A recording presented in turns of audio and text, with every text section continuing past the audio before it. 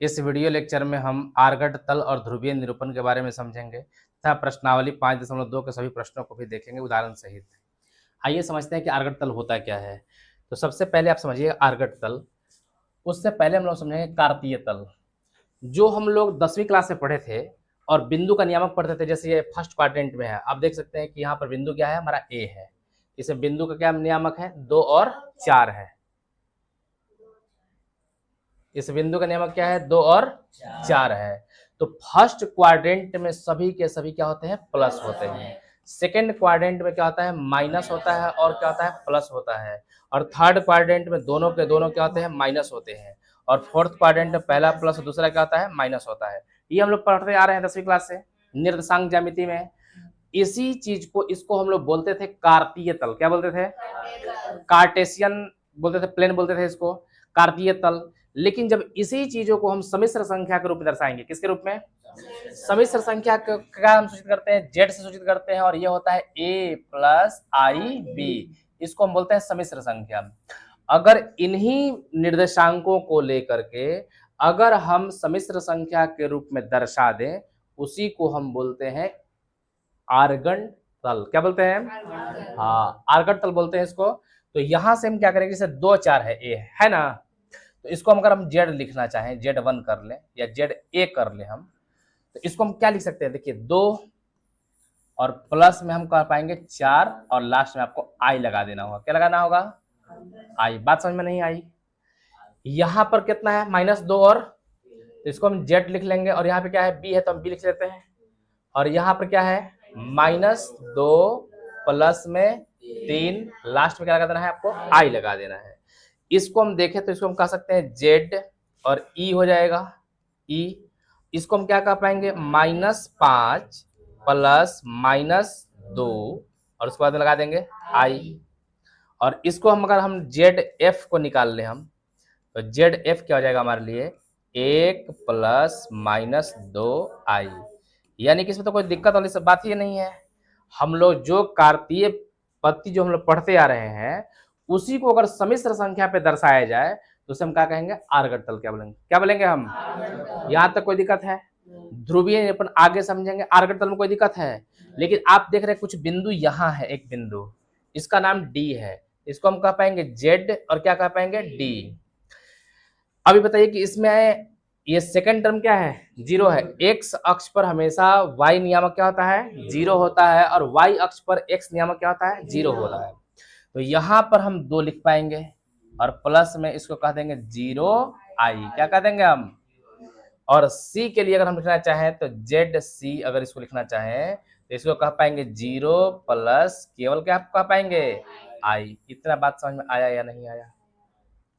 चलिए, तो यही चीजों का इसमें लिखा हुआ था कि अद्वितीय बिंदु प्राप्त होता है, अर्थात सम्मिश्र संख्या को हम इस रूप में दर्शाते हैं।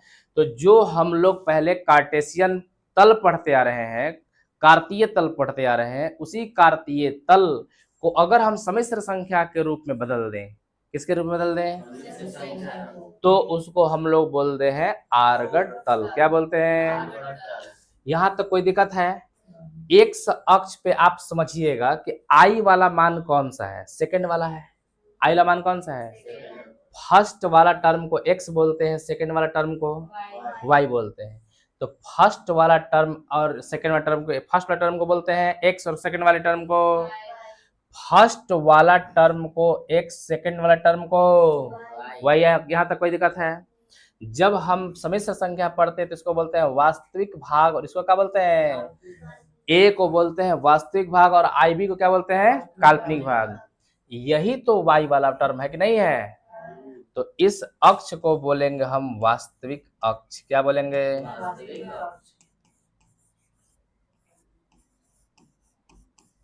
और इस वाई अक्ष को बोलेंगे हम काल्पनिक अक्ष। क्या बोलेंगे, काल्पनिक अक्ष। समझ में आ गया होगा।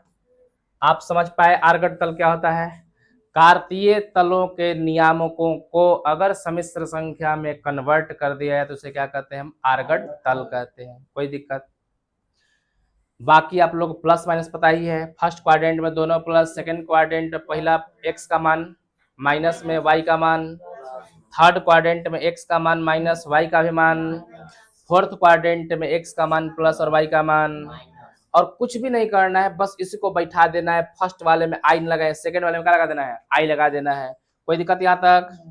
चलिए आगे चलते हैं। अभी समझाते हैं आपको कि कैसे ये प्राप्त होता है। मापांक हम लोग पीछे पढ़ चुके हैं, हम लोग मापांक पढ़ चुके हैं या नहीं? तो चलिए मापांक और पूर्णांक को एक बार फिर समझ लेते हैं हम। इसको बोलते हैं मूल बिंदु को 0 0, कोई दिक्कत है? इसको x अक्ष और इसको x डैश, इसको और इसको। अब हम लोग आर्गड तल पे आ गए। किस तल पे? तो इसको बोलेंगे x अक्ष, क्या बोलेंगे हम? वास्तविक अक्ष। क्या बोलेंगे? वास्तविक अक्ष। और y अक्ष को हम लोग क्या बोलते हैं? काल्पनिक अक्ष। क्या बोलते हैं इसको? काल्पनिक अक्ष बोलते हैं। अगर मान लीजिए कि यहाँ पर एक हम बिंदु ले लिए, इस बिंदु का नियामक हम पी बिंदु मानते हैं और इसका नियामक मान लेते हैं x और क्या मान लेते हैं? y। क्या मान लेते हैं? x और y। और अगर इसे हम इसी बिंदु को सम्मिश्र संख्या के रूप में लिखें z, तो इसको क्या लिख पाएंगे हम? x प्लस आई वाई लिख पाएंगे या नहीं? कोई दिक्कत यहाँ तक? चलिए यहां से क्या करते हैं हम कि एक रेखा से इसको मिलाते हैं। ये होगा, मिला दिए। हमको दूरी सूत्र का पता है, 10th क्लास में हम लोग दूरी सूत्र पढ़े हैं कि नहीं पढ़े हैं? तो क्या करते हैं कि पहले यहां से हम इस पर एक लंब डालते हैं। चलिए यहां पर एक बिंदु हम ले लेते हैं ए। क्या ले लेते हैं? ए। एक्स वाई नियामक का मतलब क्या होता है? एक्स वाई नियामक का मतलब बताइए।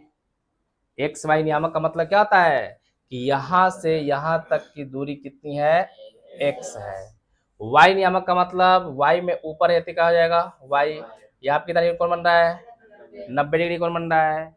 तो इसी दूरी को हम लोग बोलते हैं मापांक। क्या बोलते हैं? तो हम निकालेंगे ओपी। ओपी निकालने से पहले ये 90 डिग्री है ना, कोण ए बराबर 90, पाइथागोरस प्रमेय का प्रयोग करेंगे हम। पाइथागोरस प्रमेय क्या कहता है कि लब इसके सामने हो गया कर्ण हो गया, तो कर्ण हमारा हो जाएगा ओपी का बराबर कोई लंब कोई आधार मान लेते तो ओ ए का स्क्वायर प्लस में एपी का। ओपी क्या है हमारे पास? तो ओपी को हमको पता नहीं है, छोड़ देते हैं। ओए क्या है? ओए कौन सा डिस्टेंस है? एक्स का स्क्वायर। एपी क्या है? वाई का। और यहां से हो जाएगा ओपी बराबर under root x square plus. और पिछला क्लास में हम लोग यही देखे थे मापांक में। तो मापांक कहां से निकालते हैं, समझ में आ गया?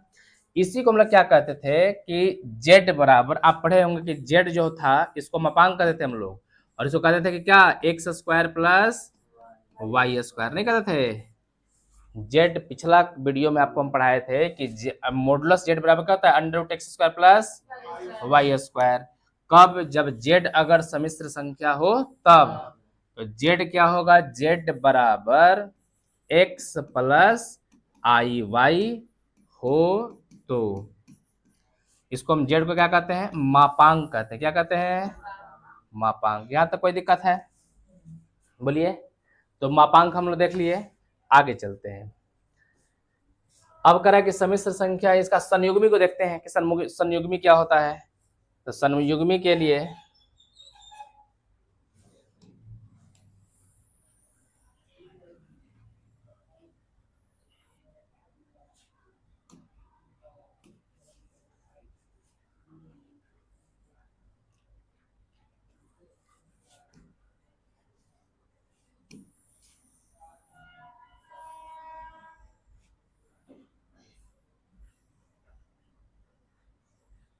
चलिए इस बिंदु को अगर हम P मान लें तो इसको क्या कह पाएंगे? x प्लस आई वाई कह सकते हैं।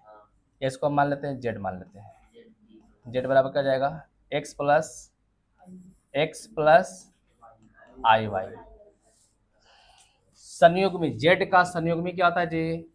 जेड का संयुग्मी क्या हम लोग पढ़े थे पिछला क्लास में कि जेड का संयुग्मी को जेड के ऊपर बार से सूचित करते हैं, सूचित करते हैं।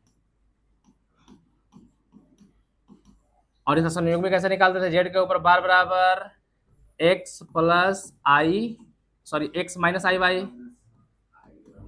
नहीं, अगर सम्मिश्र संख्या जेड बराबर क्या हो, जेड बराबर अगर मान लीजिए कि ए प्लस आई बी हो, ठीक है, तो जेड के ऊपर जब बार लगा देंगे तो ये हो जाएगा ए माइनस क्या हो जाएगा आई बी। यही संयुग्मी पढ़े थे हम लोग। अब बताइए कि ये संयुग्मी कहां पर होगा? आप बताइए, अनुमान लगाइए।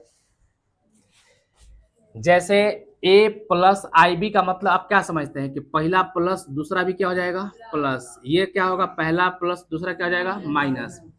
तो दोनों के दोनों प्लस कहाँ होते हैं? फर्स्ट क्वाड्रेंट में। दोनों के दोनों प्लस कहाँ होते हैं? फर्स्ट क्वाड्रेंट में। दोनों के दोनों माइनस थर्ड क्वाड्रेंट में। पहला माइनस दूसरा प्लस सेकंड में। और इस क्वाड्रेंट में क्या होता है? प्लस और क्या होता है? माइनस होता है। इसमें क्या होता है? प्लस और प्लस होता है। इसमें होता है माइनस और प्लस, और इसमें होता है माइनस और माइनस होता है। अगर हम यहां से जितना साइज का ये था उतना ही साइज का यहां से दर्पण प्रतिबिंब लेते हैं, क्या लेते हैं? ये दूरी अगर ऊपर y है तो नीचे भी कितना हो जाएगा? और इसको हम क्या करते हैं? मिला देते हैं। यहां से हम क्या कर दिए? मिला दिए। आप बताइए कि इसका दर्पण प्रतिबिंब है कि नहीं है? ऊपर वाला जो है उसका नीचे प्रतिबिंब बन रहा है कि नहीं बन रहा है? और ये x जो अक्ष है वही क्या है? उसी के अनुदिश बन रहा है। तो इसको हम बोलते हैं संयुग्मी। क्या बोलते हैं? इस पॉइंट को हम क्या बोल पाएंगे? तो z के ऊपर बार कह देंगे तो ये हो जाएगा x माइनस आई वाई। ये क्या हो जाएगा? संयुग्मी। तो संयुग्मी क्या होता है? जो सम्मिश्र संख्या होता है उसी का दर्पण प्रतिबिंब होता है। कोई दिक्कत यहां तक? चलिए आगे बढ़ते हैं। यही बात लिखा हुआ था यहाँ पर कि आर्गट तल में सम्मिश्र संख्या z बराबर x प्लस आई वाई हो तो इसके संयुग्मी z के पावर बार बराबर होगा x माइनस आई वाई को बिंदुओं इतना द्वारा निरूपित किया गया है। ज्यामितीय भाषा से बिंदु x माइनस वाई वास्तविक अक्ष के सापेक्ष इसका दर्पण प्रतिबिंब है। जो भी बताया आपको, इसका क्या है? दर्पण प्रतिबिंब है। क्या है? अगर इसमें हम दर्पण लगा देते, इसे दर्पण लगा देते तो इसका प्रतिबिंब बनता कि नहीं बनता? समतल दर्पण का प्रतिबिंब इधर बन जाएगा। चलिए आगे समझते हैं। कह रहा है कि अब इसका ध्रुवीय निरूपण समझते हैं। ध्रुव चलिए, अगर हम आपसे पूछें कि ध्रुवीय निरूपण पढ़ना है हम लोग को, उससे पहले अगर हम आपसे पूछे कि अगर कोई भी बिंदु का नियामक आप बताइए तो क्या कहिए कि नियामक, अगर मान जैसे यहाँ पे एक बिंदु ले लिए, इसका नियामक दर्शाने के लिए हमारे पास क्या क्या रास्ते होते हैं? तो हम ये कहते हैं कि भैया पहले एक्स अक्ष में आप देख लीजिए, फिर वाई अक्ष में देख लीजिए कितना दूरी पर है, यही कहते हैं। इसका एक और तरीका है, क्या है कि हर जगह पर तो ये लाइन तो मतलब कि ये तो रहेगा ही, तल तो रहेगा ही रहेगा, लेकिन इसके एक और तरीके हैं। क्या तरीके हैं? हम लोग त्रिकोणमिति पढ़े थे ना, त्रिकोणमिति की सहायता से हम सभी चीजों को क्या कर सकते हैं? हल कर सकते हैं। तो मान लीजिए कि कोई एक बिंदु यहाँ पर लिया होगा और ये आपको बोला जाए कि आपको x अक्ष और y अक्ष को अब लेकर के नहीं चलना है, तो आप इसका बताइए क्या मतलब कि नियामक क्या होगा? आपको इसका नियामक निकालना है। जैसे बिंदु हम क्या ले लिए, ऐसे इसका नियामक क्या कहते हैं? हम एक्स वाई कहते हैं, यानी कि एक्स में एक्स अक्ष पर एक्स दूरी और वाई अक्ष पर वाई दूरी। लेकिन कोई कहे कि आपको ये चीज लेना ही नहीं है, अब आप कैसे इसका दूरी निकालिएगा? क्या आइडिया है आपके पास दूरी निकालने के लिए? तो हम इसका एक और उपाय ले सकते हैं कि हम ये कह देंगे कि भाई ये मूल बिंदु से दूरी, हम कह सकते हैं इसको कि ये मूल बिंदु से जो है आर दूरी पर है। कितना दूरी पर है? हम ये कह सकते हैं ना कि मूल बिंदु जो है हमारा, मूल बिंदु क्या है हमारा? ओ ओ 0 0। तो इस मूल बिंदु से कुछ दूरी पर तो होगा, इस दूरी को हम क्या मान लेते हैं? आर। क्या कह देंगे हम? कि मूल बिंदु से आर दूरी पर है, कह देंगे। अब मूल बिंदु से अगर हम आर दूरी पर कह दिए हैं तो ये दूरी तो इधर में भी तो आर दूरी हो सकता है, नहीं हो सकता है? ये दूरी इधर भी आर हो सकता है, ये दूरी इधर भी आर हो सकता है, ये दूरी चारों तरफ क्या क्या हो सकता है? आर दूरी पर हो सकता है कि नहीं हो सकता है? तो हमको इसका स्थान फिक्स करने के क्या चाहिए, हमको कोण लेना पड़ेगा। क्या लेना पड़ेगा, हम कहते हैं कि भैया आर दूरी पर तो आप ले रहे हैं मूल बिंदु से, लेकिन कोण आप लेना क्या है, थीटा। अगर हम कोण ले लेते हैं तो ये लाइन क्या हो जाएगा, फिक्स हो जाएगा नहीं हो जाएगा। कोण बढ़ाएंगे मान बदलेगा, इस बिंदु के लिए अलग कोण होगा कि नहीं होगा, इस बिंदु के लिए अलग कोण होगा कि नहीं होगा, इस बिंदु के लिए अलग कोण होगा कि नहीं होगा। यानी कि एक तो पहला पता कर लिया कि ये मूल बिंदु से आर दूरी पर है, और दूसरा नंबर ये फिक्स कर देंगे कि यहाँ से 30 डिग्री पर है। तो क्या 30 डिग्री पर दो कोण बनेगा, एक ही कोण बनेगा। तो इससे भी हम क्या कर सकते हैं, इसका स्थान पता कर सकते नहीं कर सकते हैं। तो इसी को बोलते हैं ध्रुवीय निरूपण। क्या बोलते हैं, ध्रुवीय निरूपण। तो जो हटा रहे हैं कि एक हम तल लिए हैं, इस तल में एक्स अक्ष और क्या है, वाई अक्ष है। मूल बिंदु से पी दूरी पर, यानी कि मूल बिंदु से जो बिंदु है पी, जिसकी दूरी कितनी है, आर, और ये एक्स अक्ष से कितना कोण बना रहा है, थीटा। इतना बात पता है। हमें इस बिंदु का नियामक निकालना है कि इस बिंदु का नियामक क्या होगा। इसके लिए कोण कितना दिया हुआ है, कोण ओ ए पी बराबर कितना है, 90 डिग्री है। कोण ओ ए पी कितना है, 90 डिग्री है। क्या हम कॉस थीटा साइन थीटा का प्रयोग कर सकते हैं, साइन थीटा क्या होता है, अच्छा साइन थीटा का प्रयोग क्यों कर रहे हैं, क्योंकि 90 के सामने क्या हो जाएगा, कर्ण। 90 के सामने कर्ण कौन होगा बताइए, तो यहां पर आपका कर्ण जो हो गया वो क्या हो गया, आर हो गया। कर्ण क्या हो जाएगा, आर। थीटा के लिए लंब कौन होगा बताइए, थीटा के सामने जो होगा वो लंब होगा, कौन हो जाएगा, एपी हो जाएगा। और आधार कौन होगा, ओए होगा। चलिए अब कॉस थीटा या साइन थीटा लगा लेते हैं। पहले साइन थीटा लगाइए। अब साइन थीटा क्या कहता है, लंब बटा में, लंब कितना है, ओए, लंब कितना है, अच्छा लंब एपी है, तो लंब हो जाएगा ए पी, लंब कितना होगा ए पी, कर्ण कितना हो जाएगा, आर, कर्ण को हम लिख पाएंगे आर। यानी कि साइन थीटा जो आ गया वो आ गया हमारा एपी बटा में आर। एपी निकालना है तो एपी को हम क्या कहेंगे, आर साइन थीटा। यानी कि एपी जो ये डिस्टेंस है, ये डिस्टेंस क्या हो गया हमारे पास, आर साइन थीटा। कोई दिक्कत है। अब यहां से हम कॉस थीटा का प्रयोग करते हैं। कॉस थीटा क्या होता है, आधार बटा में कर्ण, आधार बटा में, तो कॉस थीटा आधार क्या हो जाएगा बताइए, आधार हो गया ओ ए, और कर्ण क्या हो जाएगा, आर। तो अगर हम यहां से तिरछा तिरछी गुना करा लेते हैं, ओ ए बराबर क्या हो जाएगा, आर कॉस थीटा। यानी कि ओ ए जो ये वाली जो डिस्टेंस है, ये डिस्टेंस कितना हो गया, आर कॉस थीटा। किसी बिंदु के नियामक लेने के लिए पहले एक्स अक्ष वाला लेते हैं, फिर बाद में वाई अक्ष। एक्स अक्ष पर हमारा क्या आ गया, आर कॉस थीटा। तो यहाँ पे बिंदु का नियामक क्या जाएगा, आर कॉस थीटा, फिर कॉमा लगा देंगे और ये क्या जाएगा, आर साइन थीटा। ये जो हम लोग मान पढ़े, 21 तल में पढ़े हम लोग, कार्तीय तल पर। किस तल पर, लेकिन अगर इसी को अगर हम आर्गट तल में बदलना होगा, समिश्र संख्या के रूप में बदलना होगा, तो समिश्र संख्या में क्या बताए थे कि फर्स्ट टर्म को आप ज्यों कहते हैं लिखिए, r cos theta plus r sine theta into i कर दीजिए। या तो चाहे तो आप आई को पहले ले लीजिए या बाद में, उससे कोई अंतर नहीं है। यहां तक समझ में आया।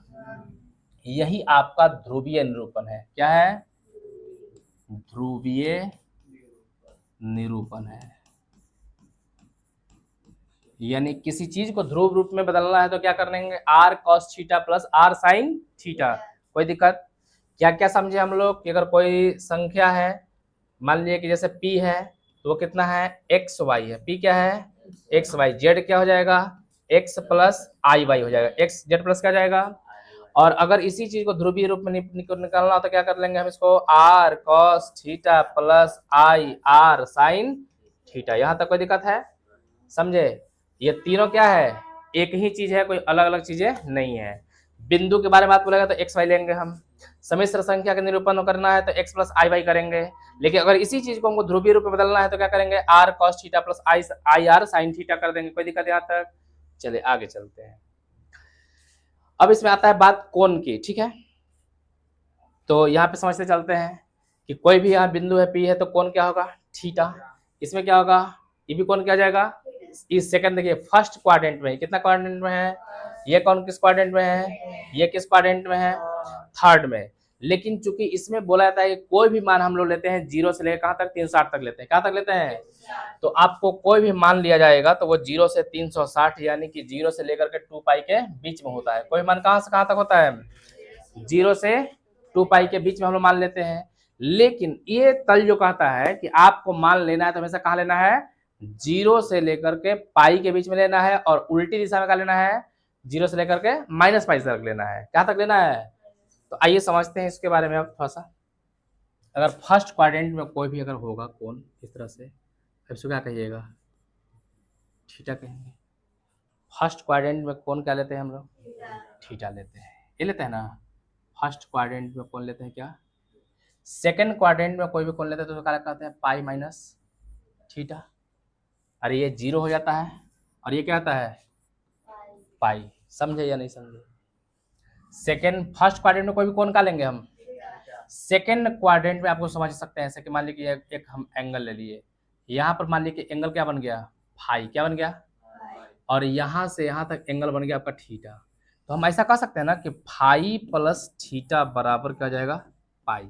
कह पाएंगे, हमें थीटा निकालना है तो हम कह पाएंगे ना कि पाई माइनस खा जाएगा फाई, यानी कि इसका एंगल निकालना हो तो क्या कह पाएंगे हम, theta minus pi minus theta कह पाएंगे हम। यानी कि कोई भी कोण सेकंड क्वाड्रेंट में अगर आ गया है तो उसको हम लोग क्या कर सकते हैं, पाई में से घटा देते हैं।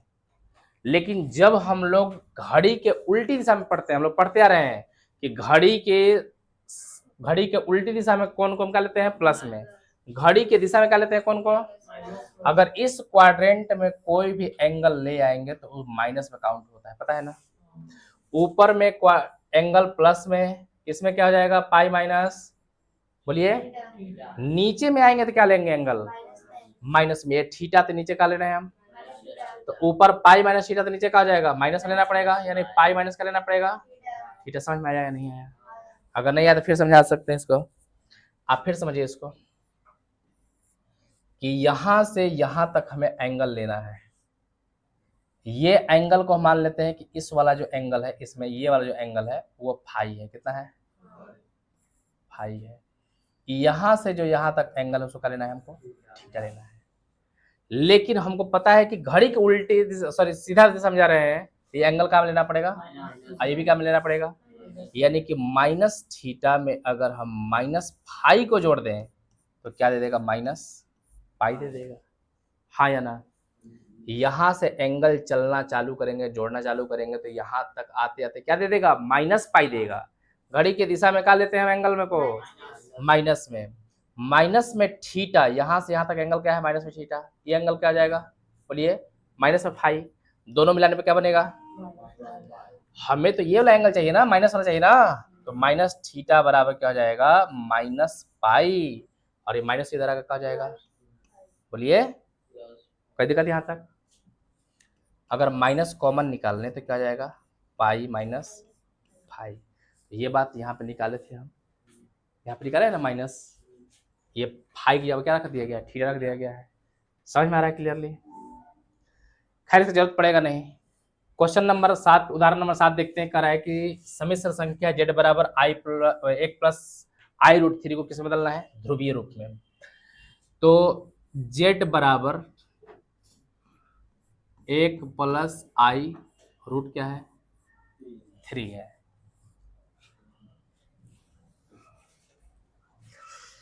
ध्रुवीय निरूपण क्या होता है, ये होता है r cos थीटा प्लस आई r sin थीटा, होता है कि नहीं होता है। तो इसको समीकरण नंबर 1 मान लीजिए आप, और फिर लिखिए z बराबर r cos थीटा प्लस आई r sin थीटा। समीकरण नंबर से तुलना करने पर, क्या करने पर, तुलना करने पर, अगर आप तुलना कीजिएगा तो वास्तविक पद को एक साथ और काल्पनिक पद को, तो यहां से r cos थीटा बराबर क्या जाएगा, 1, यहां से हो जाएगा आई आर साइन थीटा बराबर का जाएगा I√3। आई से आई तो यहाँ से हो जाएगा आर कॉस थीटा बराबर 1 और यहाँ से हो जाएगा आर साइन थीटा बराबर √3। कोई दिक्कत है? इसको समीकरण का जो था नहीं तो इसको छोड़ते हैं, समीकरण इसको मान लेते हैं। समीकरण नंबर 1 और इसको समीकरण नंबर 2। समीकरण 1 था दोनों को वर्ग करके जोड़ने पर, किसको? समीकरण 1 तथा 2 को वर्ग करके जोड़ने पर आप इसको वर्ग कीजिए तो क्या जाएगा? R square cos square theta बराबर क्या जाएगा? इसको जोड़िए, इसको कितना जाएगा? R square sine square theta बराबर क्या जाएगा? नहीं समझ में आया?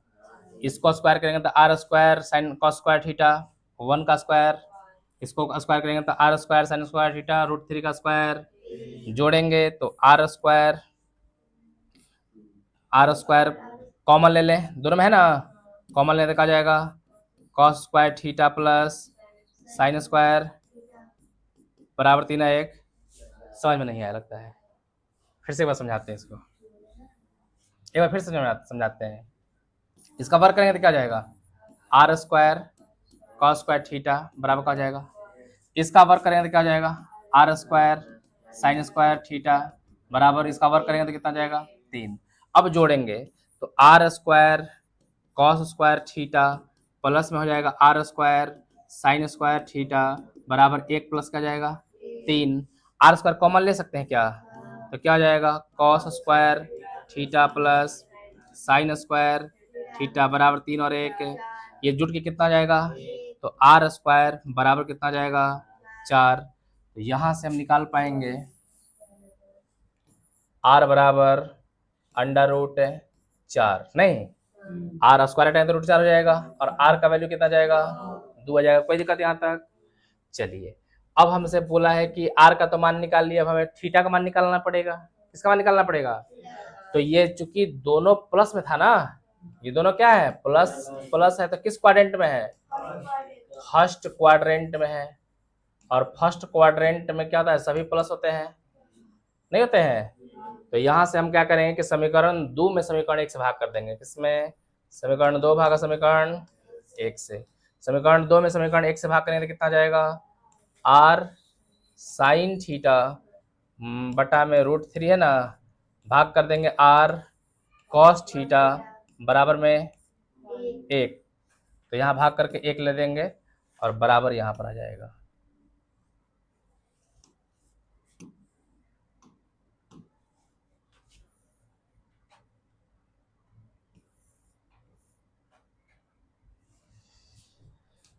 आर से आर क्या बच जाएगा? tan थीटा बराबर रूट, और ई किसके बराबर होता है? tan π/3 के बराबर होता है। tan से tan और थीटा का वैल्यू क्या जाएगा? π/3। अब हमको इस रूप में बदलना है। आर का वैल्यू 2, कॉस थीटा का वैल्यू π/3 प्लस आई, आर का वैल्यू 2 साइन π/3। यही इसका क्या हो गया? ध्रुवीय रूप हो गया। कोई दिक्कत यहाँ तक? सबसे पहला नंबर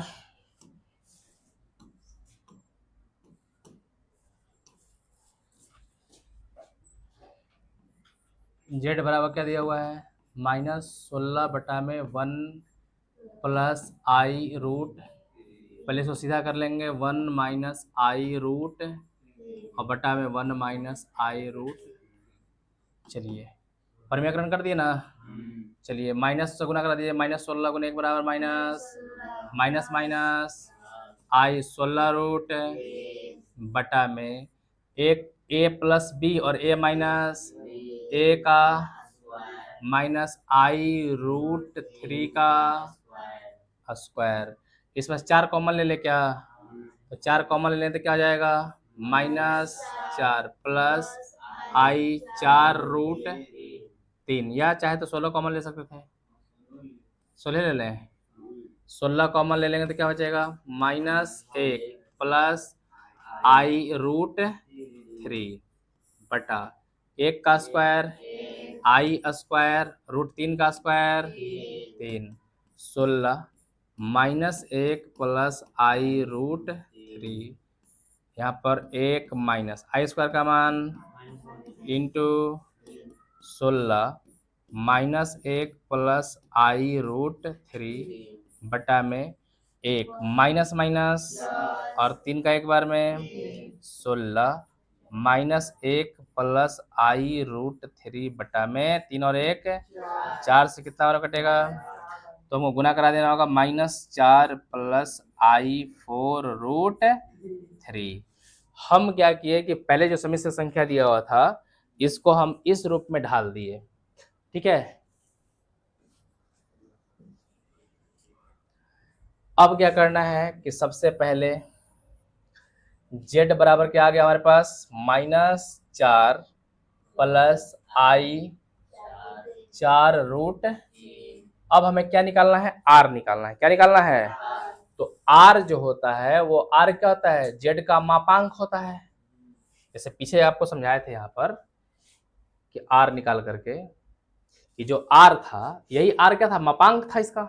देखिए यहाँ पर यही z निकाले थे ना, इधर ये z निकाले थे, क्या गया था z, ये z क्या गया था हमारे पास, अंडर रूट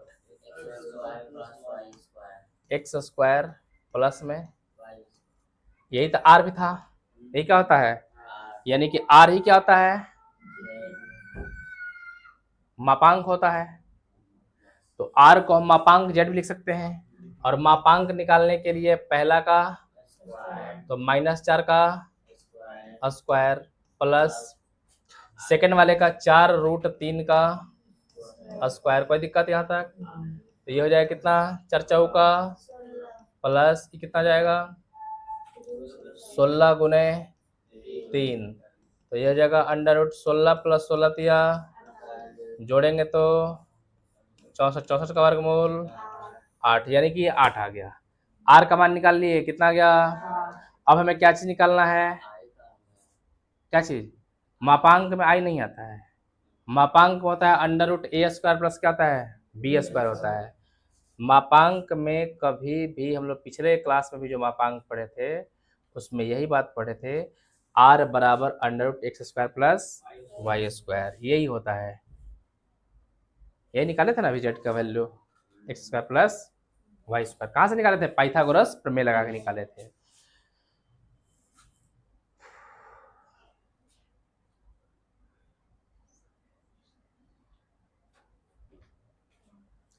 तो हम r का मान निकाल लिए, हमको किस रूप में बदलना था, ध्रुवीय रूप में। ध्रुवीय रूप में बदलने के लिए हमको क्या चाहिए, थीटा का भी मान चाहिए। किसका मान चाहिए, थीटा का मान चाहिए। सबसे पहले हम निकालेंगे कोणांक, क्या निकालेंगे, कोणांक, यानी उसको कोणांक कहते हैं, कोण निकालना है। तो कोण निकालने के लिए जो पहला टर्म है ना, ये पहला टर्म बटा में क्या करना है, सेकंड टर्म क्या करना है, अरे z बराबर हम इसको तुलना करते हैं कि r cos theta plus i sin theta, लिखते हैं कि नहीं लिखते हैं, इसके हिसाब से इसको हम तुलना करेंगे, इसको 1 को इसको 2 को तुलना करेंगे। क्या करेंगे, एक था 2 से, एक था 2 से तुलना करने पर अगर हम तुलना करते हैं तो यहां से क्या हो जाएगा, r cos theta, r cos theta बराबर क्या हो जाएगा, -4 होगा, और साइन थीटा बराबर क्या हो जाएगा, यहाँ पे r छूट गया है, r साइन थीटा बराबर क्या हो जाएगा, 4 रूट 3 होगा। अब यहाँ से देखिए r का वैल्यू कितना ले लिया है हम, 8 cos थीटा बराबर माइनस, और यहाँ से 8 साइन थीटा बराबर का जाएगा 4 रूट 3, होगा कि नहीं होगा। आई तो दोनों में कैंसिल कर दिए, इसमें भी आई था इसमें भी आई कट गया है, तो यहाँ से cos थीटा क्या जाएगा, 4 से कितना बराबर कटेगा ये, तो -1 बटा में क्या हो जाएगा, 2 हो जाएगा। यहाँ से हम साइन थीटा निकालेंगे, 4 से कितना बराबर कटेगा ये, 2 बार में, तो साइन थीटा क्या हो जाएगा, √3 बटा में कितना होगा, 2 होगा। अब क्या है कि इसमें cos माइनस में है और साइन क्या में है किस क्वाड्रेंट की बात चल रहा है? Second quadrant. इसको या तो आप एंगल से निकालिए, अन्य जो तरीका बता रहे हैं वो ज्यादा बेहतर है। इस सेकंड क्वाड्रेंट में होगा कोई ऐसे ही देखा गया होगा नहीं, तब तो इसका माइनस में है। तो cos थीटा का मान माइनस में 1/2 है, और इसमें कितना है? √3/2 है।